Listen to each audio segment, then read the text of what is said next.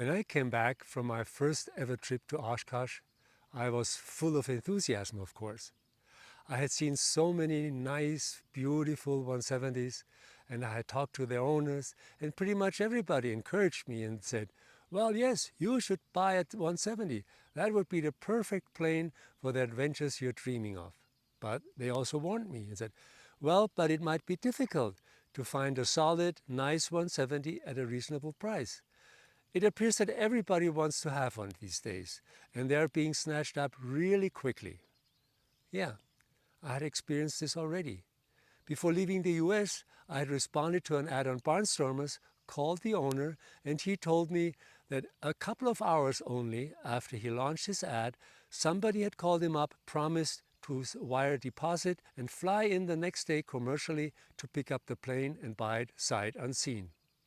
Whoa. Hey, I'm Wolf. I'm a retired physicist and a glider and tailwheel pilot. So that fast trigger find and purchase procedure would add a lot of complications to my purchase process because I didn't live in the US. I didn't even live in a suitable time zone. As a first-time buyer, I was pretty much restricted to use one of the most popular online trading platforms for used airplanes, like Barnstormers and Traderplane. I didn't know anybody who owned a taildragger, much less a 170. And I wasn't part of a community to learn during a fly-in or while hangar talking about planes that might come on sale in a couple of months but hadn't made it to the official market yet. I didn't even have a mechanic to go out and inspect the candidate once I had found one. My only contacts were the member of online forums who had responded to my questions I posted there to educate myself about the 170. And one of them was Greg of Bushwagon East. I read most of his contributions in Backcountry Pilot.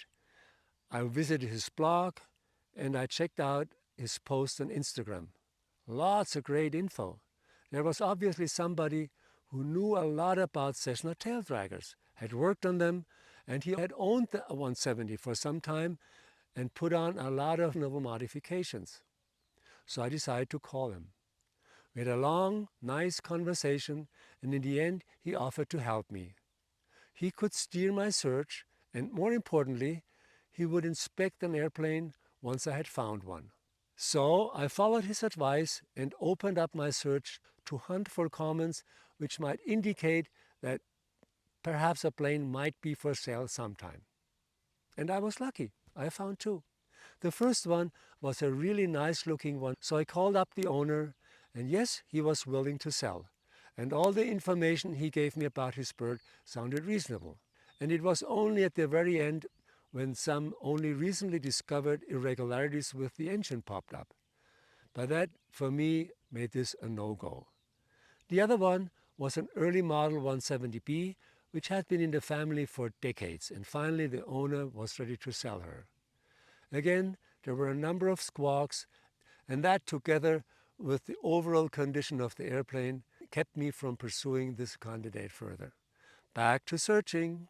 And meanwhile, Greg and I had a lot of conversation, and he would teach me about all the desirable modifications for my trip on a 170.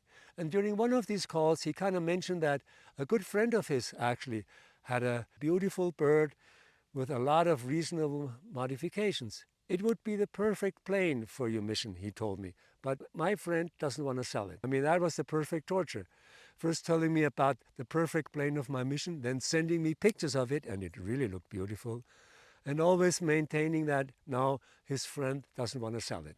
A couple of weeks later, he called me up again and said, Wolf, you have to buy a ticket to Boston.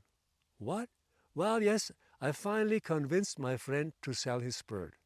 Oh, wow. So I immediately got on the phone, talking back and forth, because there came the moment when he didn't sell it anymore, and then we had to make up a good contract. But in the end, I prevailed. I bought a beautiful late 55 170B. I bought Whiskey Blue.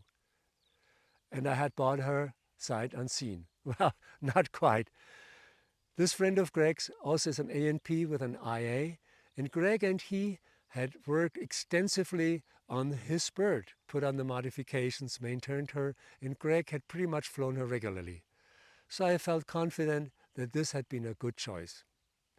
So the only thing now for me, well, the most important thing, was to buy a ticket to the US and plan a trip. Fly to Boston, meet Whiskey Blue for the first time, get checked out in it, and then start on my first trip. And of course, I will tell you more about this in upcoming videos. So thanks for watching and see you next time.